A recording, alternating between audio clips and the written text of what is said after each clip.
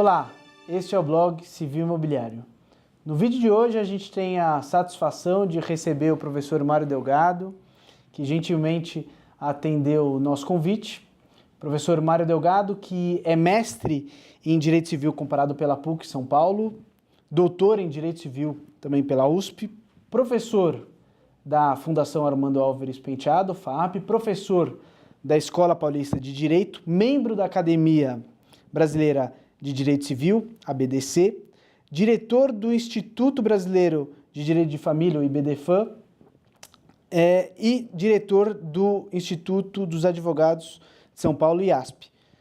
O professor Mário Delgado também teve uma participação importante na Câmara dos Deputados, quando ele foi assessor da Relatoria Geral do projeto de lei que resultou na redação do Código Civil de 2002. Professor Mário Delgado, obrigado por nos receber.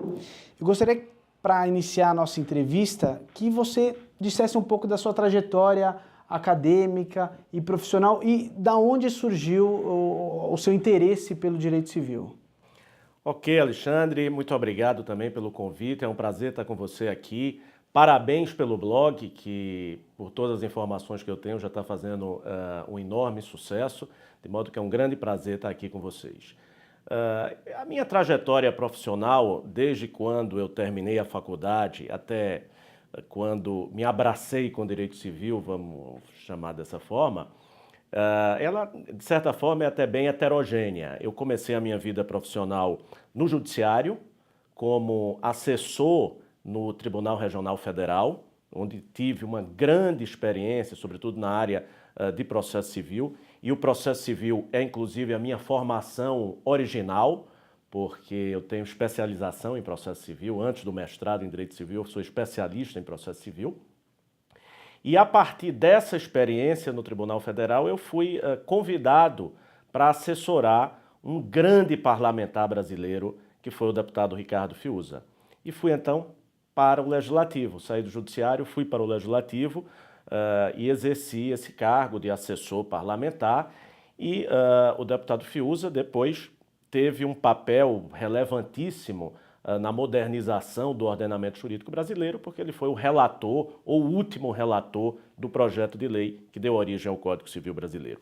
E eu tive a oportunidade, uma oportunidade realmente ímpar na minha vida, de ter participado desse processo final de elaboração do Código Civil brasileiro, tendo podido até mesmo sugerir ou influenciar em algumas das modificações que foram feitas e que estão hoje aí contempladas no Código Civil. E, obviamente, o exercício desse trabalho, dessa assessoria, foi a grande mola que me catapultou para os braços do direito civil de forma definitiva e, eu diria até, de forma apaixonante. Eu sou um apaixonado completo pelo direito civil hoje. Também, hoje, além desse trabalho interessantíssimo que você teve na relatoria, né, na Câmara dos Deputados, hoje você está advogando, né? Sim.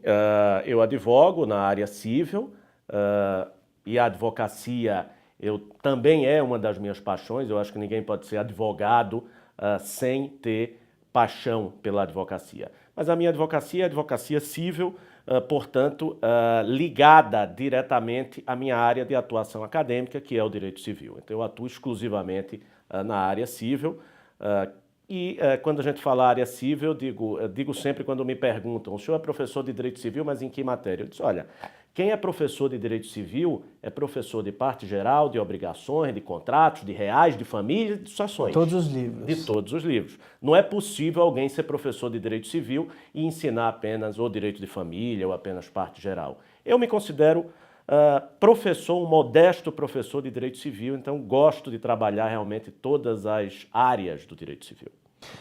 Além também dos artigos que a gente já conhece, você tem inúmeras obras aí, vou dar destaque para algumas delas. Sabe? Você é coordenador, junto com o desembargador Jones Figueiredo Alves, da famosa coleção Questões Controvertidas, que está no 9º volume, se não me engano. Isso. Tem uma obra que também sua que me desperta muito interesse, que é Problemas de Direito Intertemporal no Código Civil, cujo prefácio é inclusive do professor José de Oliveira Ascensão, que também foi meu professor.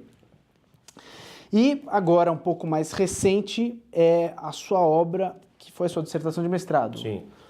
Codificação, Descodificação e Recodificação do Direito Civil, publicado pela Saraiva. Você pode dar uma palavrinha um pouco a respeito desses trabalhos?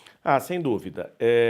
O primeiro trabalho a que você se referiu é uma série, é uma obra coletiva, onde nós congregamos diversos autores, inclusive você já participou de um dos volumes, que comentam aspectos especialmente controvertidos do direito civil, em especial do Código Civil, ou seja, dispositivos controvertidos do Código Civil.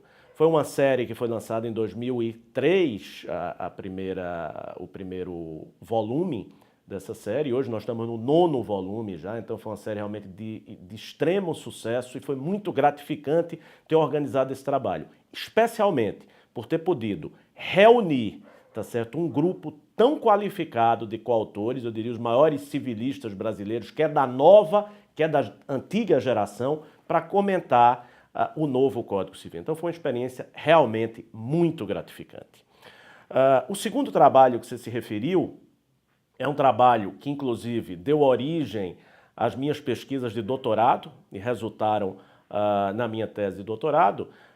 Tem a ver com um tema que é pouquíssimo explorado no Brasil, que é o direito intertemporal. Para você ter uma ideia, nós não temos hoje nenhuma obra atual sobre direito intertemporal. Provavelmente o nosso livro que está sendo publicado aí em breve, que foi a nossa tese de doutorado, e trata exatamente do novo direito intertemporal brasileiro, virá suprir aí essa lacuna.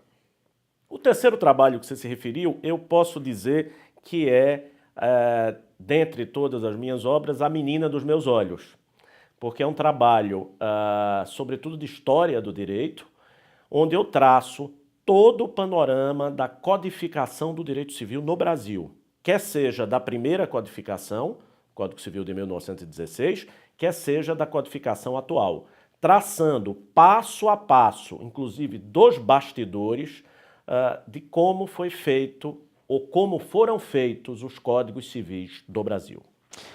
Importante também a gente falar que o professor Mário Delgado, ele é diretor dos assuntos legislativos no IASP, que o IASP é uma instituição fortíssima, né? Mário, quais são os objetivos, né, e o que você vê, quais são as dificuldades que você vê pela frente, qual que é o objetivo do IASP, você sendo o diretor na parte dos assuntos legislativos? Olha, Alexandre, eu trago para essa atuação nossa no IASP, inicialmente uma experiência que eu tive na Câmara dos Deputados como assessor parlamentar, que foi o seguinte: as pessoas, de uma maneira geral, têm a impressão da existência de uma distância muito grande entre a sociedade e o legislativo. As pessoas acham que o legislativo, não ouve o que a sociedade tem a dizer. Então, se eu tenho um legislador elaborando uma determinada lei, eu não vou lá no legislativo sugerir ou querer participar de alguma forma, porque eu acho que isso não vai ser ouvido. Quem sou eu para ir lá no legislativo? E quando eu estava lá do outro lado, eu digo a você, olha, nós rezávamos para receber sugestões da sociedade para que pudessem nos ajudar no nosso trabalho. E trazendo exatamente essa experiência agora para essa atuação institucional que nós estamos fazendo no IASP, nós estamos exatamente querendo reunir especialistas das mais diversas áreas para contribuir com a modernização do ordenamento jurídico brasileiro. Nós queremos ir ao legislativo nos diversos projetos de lei que estão em tramitação, sugerir contribuições, sugerir aprimoramentos.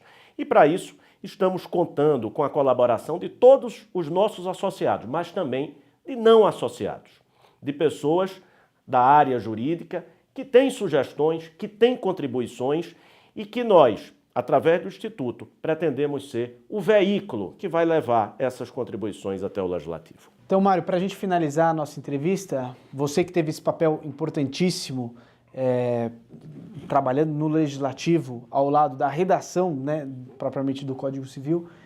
Passados esses 10 anos da vigência do Código, eu queria saber, considerando esses novos princípios de eticidade, de boa-fé objetiva, de solidariedade, de função social, você acha que houve uma mudança no sistema do Código Civil?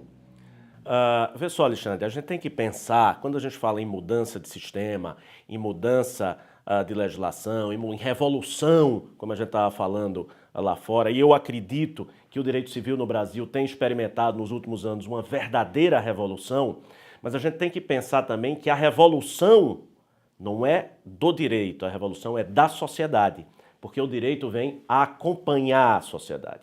E eu acho que a grande revolução advinda com o Código Civil de 2002 reside no fato de que o texto normativo ele está preparado para as revoluções da sociedade. Porque nós temos um Código Civil aberto, um Código Civil principiológico que permite essa apreensão das novas realidades. E eu vou dar um exemplo que é um exemplo bem impactante do que é essa apreensão das novas realidades sociais pelo Código Civil, que é o caso da recente decisão do Supremo Tribunal Federal, que admitiu o casamento de pessoas do mesmo sexo. E essa decisão só foi possível sem que houvesse qualquer trauma no ordenamento jurídico, sem que houvesse necessidade de alterar o Código Civil ou de declarar a inconstitucionalidade do Código Civil. Essa decisão só foi possível porque o Código Civil, ao definir o casamento, em momento algum diz que o casamento é entre pessoas de sexo oposto, ou seja, entre homem e mulher. O Código Civil define o casamento como uma comunhão de vida, visando ao estabelecimento da família, e não como a união de homem e mulher. Então, graças a essa definição aberta de casamento que consta do Código Civil, o Supremo Tribunal Federal pôde tranquilamente dizer que o casamento entre pessoas do mesmo sexo era possível e era previsto no ordenamento jurídico brasileiro. Então esse é apenas um exemplo de muitos outros. O que eu posso dizer é que o Código Civil brasileiro de 2002, ele está preparado para todas as revoluções que a sociedade brasileira vem sofrendo, vem experimentando nos últimos anos e certamente para todas as outras que ainda virão. Mário, quero te agradecer pelo convite, muito obrigado por aceitar. Você, além de uma pessoa muito querida, é um professor muito estimado pelos seus alunos, cujas obras cada vez mais têm tido uma pertinência para aqueles que gostam do direito civil. Obrigado por nos receber. Obrigado a você.